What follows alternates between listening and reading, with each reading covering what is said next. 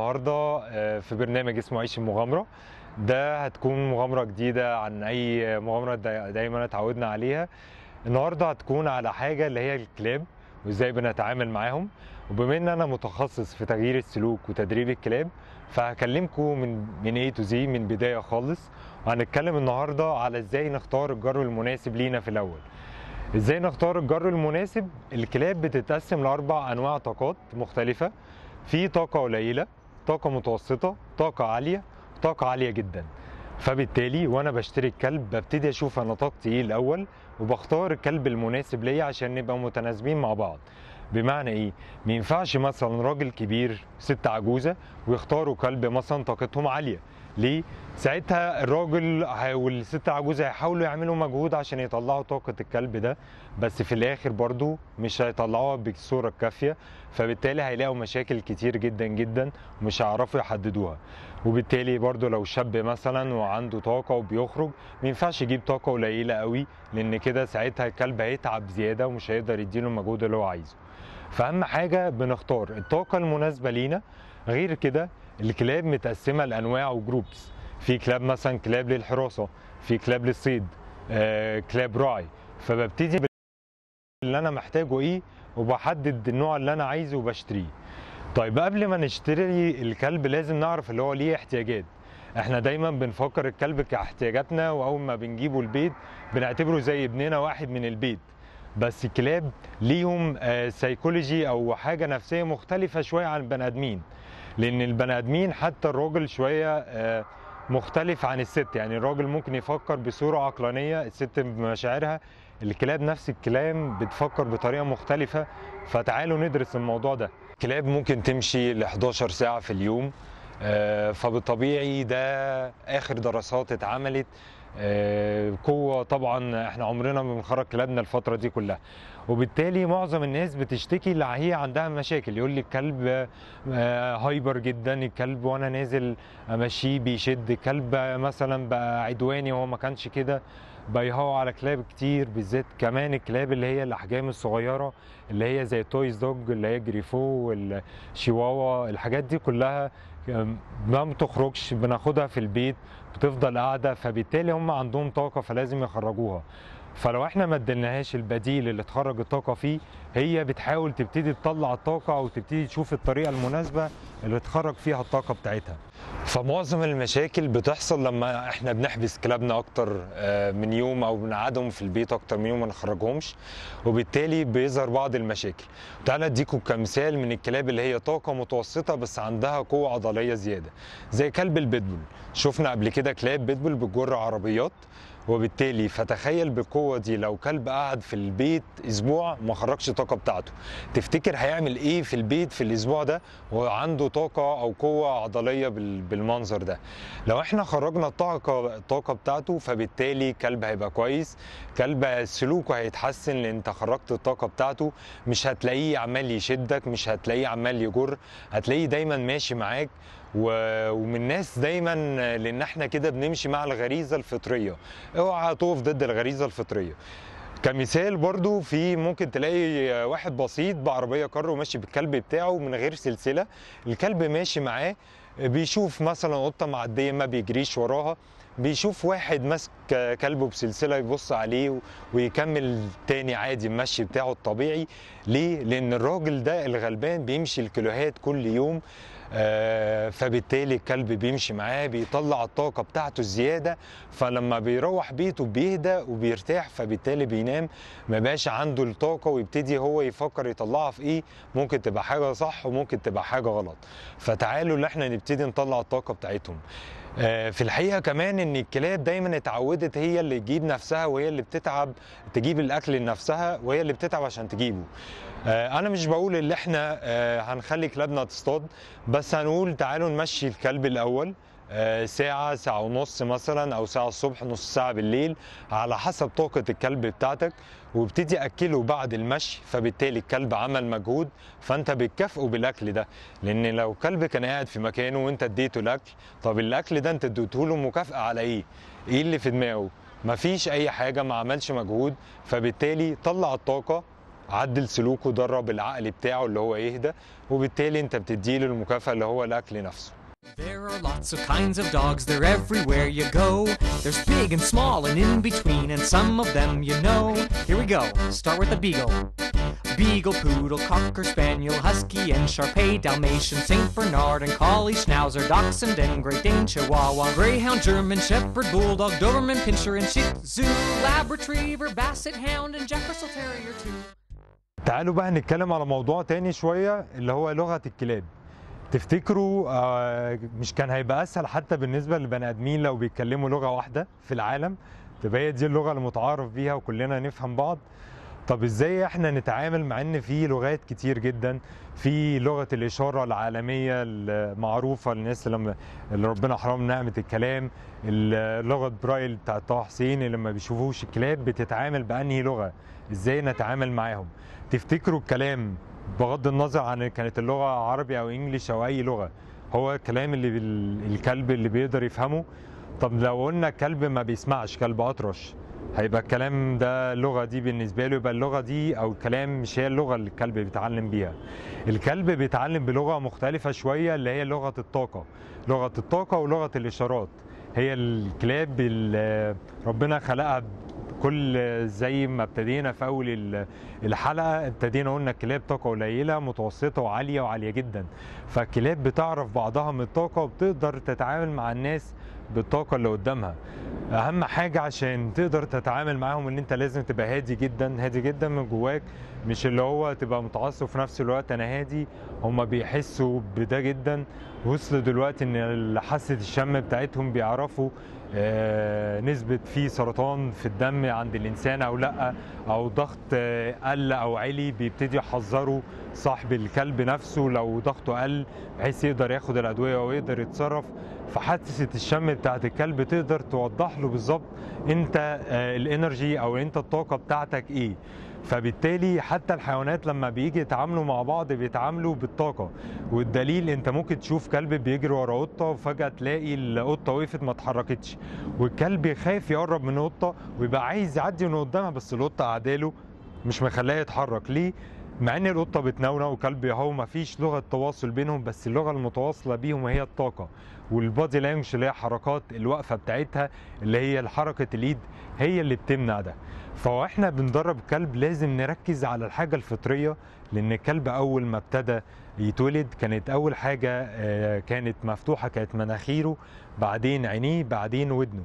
فبالتالي تعالوا نمشي بالغريزه الفطريه اللي هي مناخيره الاول. نبتدي لو معاك اكل بلاش توريهوله، شممه ايده كده بايدك وفيها الاكل، هيبتدي حاسه الشم تشتغل، هيركز معاك، ابتدي وريها له. بعد كده ابتدي يقول الكلمه او الاوردر نفسه، بحيث ان انت كده مشيت مع الغريزه الفطريه اللي هي المناخير، بعدين العين، بعدين الودان. وهي دي بيكون مفهوم الطاقه اللي جه بعد كده.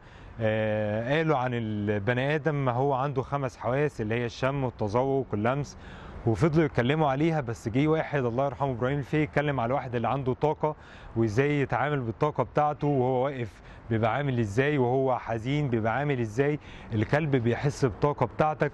فلو انت دايما الكلاب متعوده اللي هي تتبع البني ادم، فلو انت ماشي كويس مش مركز على ماشي على طريقك، هو الكلب اللي بيتبعك وبيشوفك ماشي ازاي وبيمشي معاك.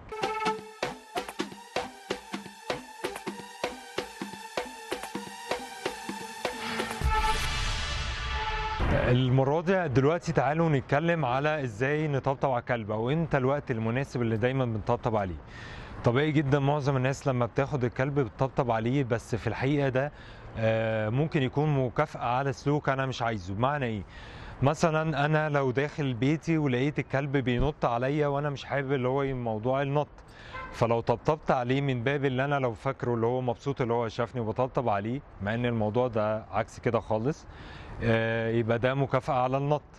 مثلا لو انا معايا كلبي وماشي بيه، او معايا كلب ولقيت مثلا بيهجم على حد غريب فانا عايز اهديه، فبنشوف دايما حاجة متعارف عليها بنطبطب على الكلب وعلشان يهدى ويبتدي يمشي معانا. بس خليني اقول لكم احنا امتى بنطبطب على الكلب. بنطبطب على الكلب لما بنعمل حاجه صح او الكلب بيعمل حاجه صح. لو كلب عمل حاجه غلط انا بصحح له، نو، ما بطبطبش عليه. فلو كلب عمل حاجة غلط اللي هو هجم على حد وطبطبت عليه، فبالتالي هيوصل له اللي انا مبسوط منه، لان الكلب ما عندوش المشاعر اللي انا بطبطب عليه للتهدئة او بطبطب عليه عشان صعبان عليا او هو عنده الطبطبة لا اما حاجة كويسة، والطبطبة خلاص هي لو ما طبطبتش عليه يبقى دي حاجة غلط بيعملها. فمهم جدا اللي احنا بنطبطب عليه امتى، وكمان مهم جدا بنلعب معاه ازاي وامتى. يعني انا لو لقيت كلب هايبر جدا وانا ربيه عندي وعايز كلب هادي، او انا مشغول لقيت كلب عايز يلعب وعمال يلعب ويقطع هنا وهنا وهنا، رحت جايب كور رحت اديتها له عشان يلعب بيها، فانا كده كافئته، بس كافئت العقل وهو مهايبر. فبالتالي الكلب يفهم ايه؟ يفهم كل ما العقل يبقى هايبر اكتر كل ما ياخد لعب، كل ما ياخد اكل بيحبه عشان اشغله. بس انت في الحقيقه انت مش بتشغله، انت بتكافئ على سلوك غلط.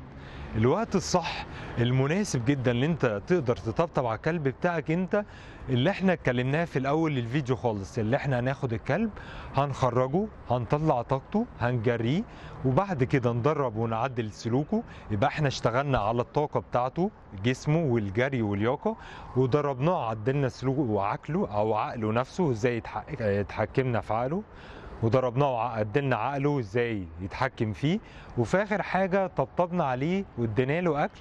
فبالتالي انت هتلاقي انت حتى في الوقت ده هو عامل ازاي، هتلاقي الكلب قاعد هادي خلاص قرب ينام، عقله ابتدى يهدى. لو انا طبطبت عليه دلوقتي هيبتدي يربط انا امتى بطبطب عليه وهو هادي، فبالتالي كل ما يبقى هادي هطبطب عليه اكتر. فبالتالي ده الكلب اللي انا محتاجه في حياتي. في الكلب ده انا ممكن اخرج بيه في اي مكان، اخرج بيه اروح جناين، اروح عند اصحابي، اروح بيوت، اروح كافيه، اي مكان انا متاكد ان الكلب هيتصرف. لان الكلب دايما معظم الناس مرتبطه بالحاجات الماديه اكتر. الكلب ما بيفرقش معاه انت عندك رصيد كام في البنك، راكب عربيه ايه، ميعاده في جنينه عامله ازاي. هو كلب عنده احتياجات مختلفه نهائي. لو احنا طلعناها له بدل ما احنا عمالين نفكر. انا دايما اي حد يقول لي انا كلبي ما بيسمعش الكلام، كلبي انا مش مؤدب، جربت معاه كل حاجه. طب انت جربت ايه؟ انا غيرت له الاكل، جبت له ليش جديد، سلسله جديده، كنت بفسحه وبديله كور مختلفه. اوكي، تعالوا بقى نتكلم على سيكولوجي الكلب اللي احنا اتكلمنا عليها، اللي هي الطاعه، ازاي السلوك، وازاي اللياقه بتاعته، وازاي بيشتغل على الاكل، وازاي نطبطب عليه. وبالتالي لو استمرينا على ده هيجيب نتيجة. لأن لو الإنسان حتى لو حب يعمل دايت، مش بيعمل دايت ما اكلش وجبة خلاص هيخس، لا ده برنامج غذائي بيمشي عليه فترة عشان يتحسن ويخس. وهكذا الكلب لو عندك سلوكه مش في الفترة دي مش مناسبك أو مش عاجبك، وابتديت تغير من طريقة تفكيرك وطريقة لعبك معاه، وبتلعب معاه امتى. لو أنا لقيت الكلب هادي اديته كورة وهو هادي، ربطت بالهدوء نفسه اللي هو كل ما يبقى هادي ياخد حاجة بيحبها، فبالتالي أنا غيرت طريقة تفكيره. ولو استمريت فترة هتلاقي الكلب مختلف تماما معاكم.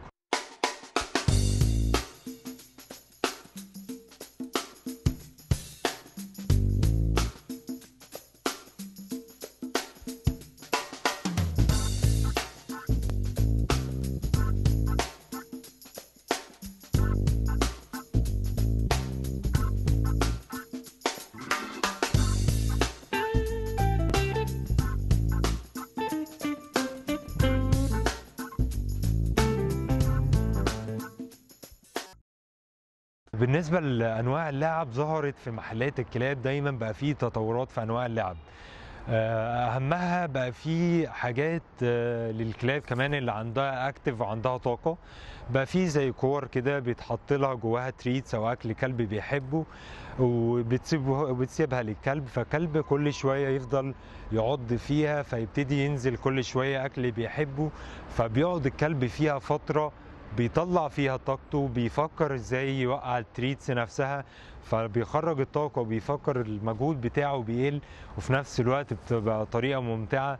أبسط حاجات ممكن تتعمل دلوقتي بقى في ناس بتجيب حاجات بسيطة، كوباية تحط فيها كورة تخلي الكلب ازاي يطلعها، ازازة بلاستيك فاضية تحط جواها تريتس وتخلي الكلب يحاول ازاي يطلعها. بقى في كلاب انا شفتها حقيقة قليل قوي بتحصل، بيجيب الازازة وتقلبها فالاكل ابتدى يقع منها، وبتبتدي تشغل دماغ الكلب اللي هو ازاي حتى ياخد اللعب، لان اللعب نفسها لازم نستغلها في مهارة وذكاء الكلب، مش فكرة بيلعب ويجري وخلاص.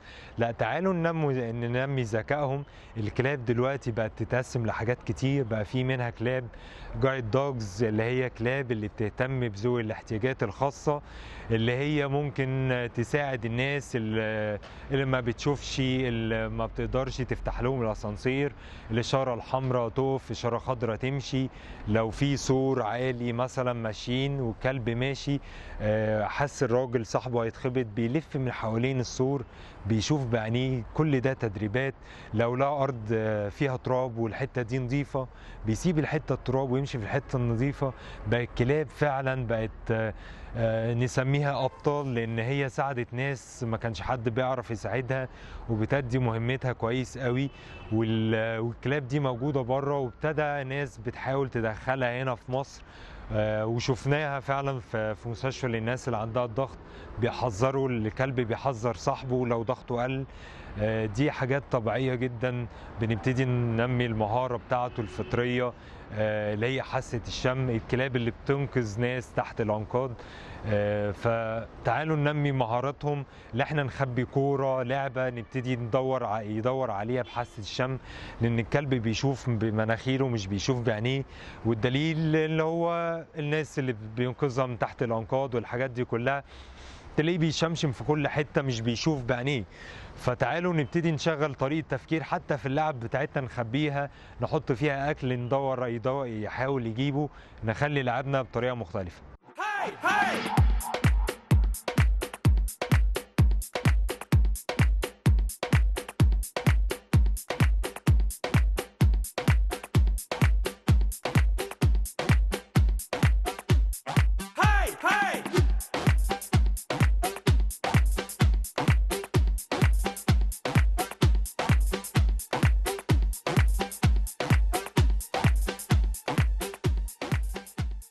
دلوقتي بقى في اتكلمنا على المسابقات الدولية، وبقى في كمان ضاف للمسابقات غير المواصفات بقت في حاجة اسمها IPO، ودي حاجات للحراسة وحاجات ازاي كلب يهجم، وتمارين اللي هو كمان ازاي ينط من مكان لمكان ومدى تتبع الأثر، وفي حاجات تانية كتير جدا بيعملها دلوقتي.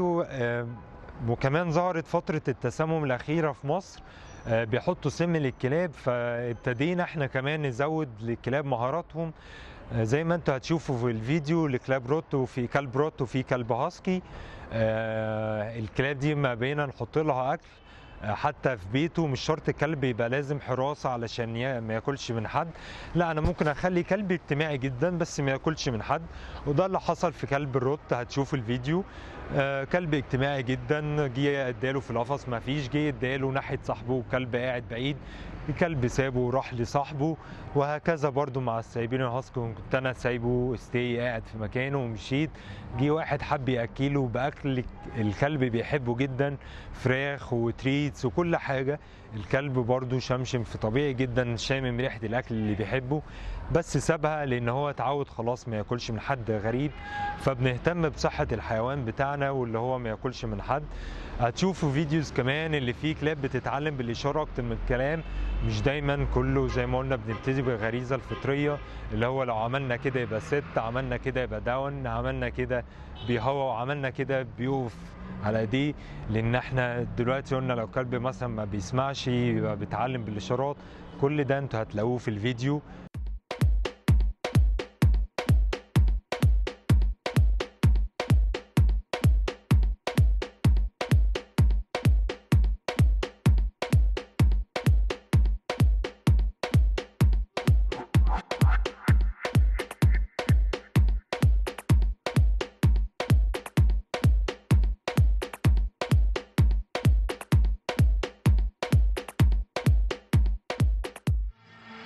ازاي بنهتم بالجرو او اي كلب اول ما بنجيبه؟ دايما الكلاب ليها الام بتحط للكلاب رولز من اول يوم. فاللي يقول لك مثلا نستنى ان الكلب لما يكبر شويه وندربه من 5-6 شهور او من سنه، هو في الحقيقه الكلب في الفتره دي هو اللي بيعمل لك رولز، هو اللي بيعمل لك قوانين في البيت. والدليل ان الام ممكن من وهي صغيره بتعلم الكلابها الجراوي اللي هي ما تمشيش بعيد عنها بفتره معينه، بيمشوا وراها بطريقه معينه، يبتدي يعملوا تويليت في مكان معين، هي اللي بتحط الرولز او القوانين. فبالتالي احنا برضه لو دربنا من سن صغير هيكون مناسب جدا. بنهتم بيه ازاي؟ لو احنا جبنا جرو صغير يفضل اللي هو لسه شهرين 3 شهور، بالذات في الجو ده كمان، يفضل لو جو الساعة يفضل أول فترة ينام قريب منك، على يكون مثلا في بطانية أو السرير بتاعه ينام قريب منك، بلاش مكان بعيد عنك نهائي، لأن أول فترة ده بيكون بعيد عن الأم وعن الريحة وعن إخواته، فمكان ممكن يبقى غريب عليه. فالأفضل لو أنت تعرف تجيب حاجة من ريحة أمه، بطانية مثلا هي تلمسها، فالجرو بنشغل حاسة الشم اللي هو اتولد بيها، يبتدي تبقى في حاجة قريبة منه يبتدي يستريح. الحاجات دي ممكن تطمن الكلب. ممكن دايما الناس ممكن تملى ميه دافيه وتحط حواليها فوطه وتحطها جنب الجرو بحيث يحس بدفى، فالموضوع يحسسه بامان شويه. لو كلب كبير وانا ما اعرفش كان متربي ازاي وعايز ان انا ابتدي احط له رولز، المفروض الكلب بيمشي جنبك او وراك، ما بيمشيش قدامك. بتمشي بيه، امشي بيه لمدة ساعة، ساعة ونص، طلع الطاقة بتاعته، زود 20 دقيقة كمان بحيث يبقى تعب. وانت داخل البيت او انت داخل ما تسيبوش يبتدي يتعرف بطريقة البيت بتاعته لوحده، لا، خش كل أوضة ابتدي عرفها له بنفسك، امنعه من الأوضة دي قبل ما يخشها، ابتدي يسمح له بحيث ان انت في المشي عرفته يمشي جنبك ازاي. فوق في البيت انت عامل قوانين للبيت، امتى يخش وامتى لا، بيبقى انت عملت رولز للبيت نفسه، فبالتالي هو جاي عارف هو هيمشي مع مين او بيسمع كلام مين. فده مهم جدا لو احنا هنخلي كلب هنربيه، هنجيب صغير او كلب كبير. مهم جدا ان احنا نخرج الطاقة، ومهم جدا ان احنا ناكل الكلب بعد المجهود مش قبل، يعني لازم يخرج ويطلع الطاقة بعدين ياكل. طب الاكل اختلف عليه العلماء، وفي كل دكتور او كل عالم ابتدى يحدد اكل. انواع الاكل، فيه الاكل اللي هو الدراي فود اللي هو الاكل في موجود في المحلات، وفي الاكل اللي هو الفريش فود اللي هو الاكل البيتي، وفي الاكل اللي هو الني اللي هو اللحمه النيه. وده العلماء كانوا دايما بيفضلوه اكتر، لان الكلاب جايه من غريزه، جايه من فصيله الديابه زمان، فكانوا بيقولوا افضل حاجه وهو ده اللي كانوا دايما بياكلوه زمان. فتعالوا نرجع للغريزه الفطريه. فكل عالم ابتدى يفضل الدراي فود. واحد قال انا، في علماء قعدوا ابتدوا يشوفوا الكلب هيبقى ياكل فيه الاكل فيه فيتامين زي موجوده وده مناسب، والفريش قال لا الفريش في الحقيقه هم جابوا مجموعه من الكلاب، وكل مجموعه كلاب كلت نوع معين لحد ما كبرت، وابتدوا يشوفوا افضل اكل ايه مناسب ليهم. لقوا ان كل الكلاب بتكبر وما فيش اي مشكله صحيه نهائي خالص، وكل عالم هكذا ما فضلوش اكل معين لكلب معين عن التاني. فلو انت هتمشي باكل معين اوكي، كل عالم ليه طريقه معينه هو بيفضلها. انا ممكن افضل دراي فود، واحد بيفضل الفريش فود، بس كل الاكل صح ما فيهوش اي مشكله. There are lots of kinds of dogs, they're everywhere you go. There's big and small and in between, and some of them you know. Here we go, start with the Beagle. Beagle, Poodle, Cocker Spaniel, Husky and Shar-Pei, Dalmatian, Saint Bernard and Collie, Schnauzer, Dachshund and Great Dane, Chihuahua, Greyhound, German Shepherd, Bulldog, Doberman, Pinscher and Shih Tzu, Lab Retriever, Basset Hound and Jack Russell Terrier too. أحمد الجندي من هواة تربية الكلاب، بقالي بربي كلاب حوالي 20 سنة. الكلاب من أوفى الحيوانات اللي الإنسان بيتعامل معاها، وهم التعامل معاهم بيبقوا كأنهم أشخاص عاديين موجودين وسطنا، شخص عادي، فرد من أفراد الأسرة أو صديق وفي جدا جدا. الكلاب مستوى ذكائهم عالي جدا جدا جدا، بيعتبروا من أذكى الحيوانات اللي موجودة في الفهم، وخصوصا كمان في إحساسهم بمشاعر الأشخاص وإحساسهم بالأماكن اللي حواليهم وبصاحبهم بالذات، ووفائهم يفوق أي حدود موجودة ليها إن احنا ممكن نتخيلها أو نعرفها.